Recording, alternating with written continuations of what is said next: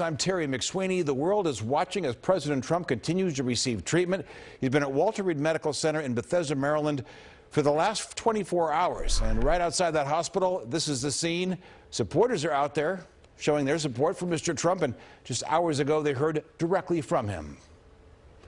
NBC Bay Area's Jackie Ward joins us tonight. Jackie, you just spoke with a doctor about the president's recovery, what we know about it, and the next 2 days could be critical. That's right, Terry. I spoke to a doctor earlier today, and we'll hear from her in just a bit. But first, there's been a lot of speculation about President Trump's health since he's been diagnosed. But here's a video message he himself released today. So I just want to tell you that I'm starting to feel good. You don't know over the next period of a few days. I guess that's the real test. So we'll be seeing what happens over those next couple of days.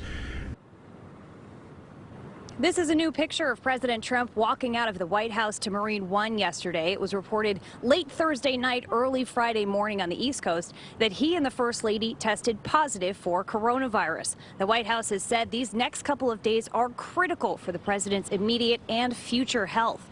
We spoke to an infectious disease expert at Stanford who is also a principal investigator for various clinical trials a little more than an hour ago to find out just how critical. And she shared her thoughts on President Trump's health after watching video of him that was released today. He was speaking in full sentences.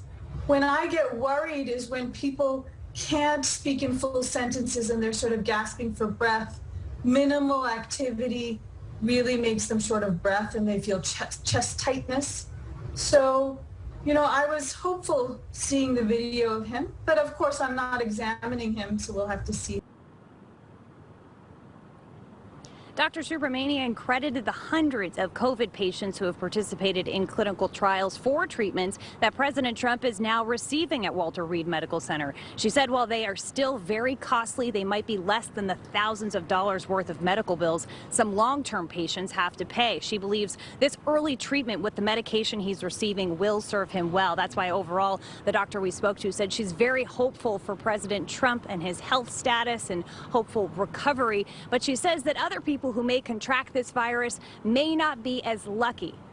In San Francisco, Jackie Ward, NBC Bay Area News.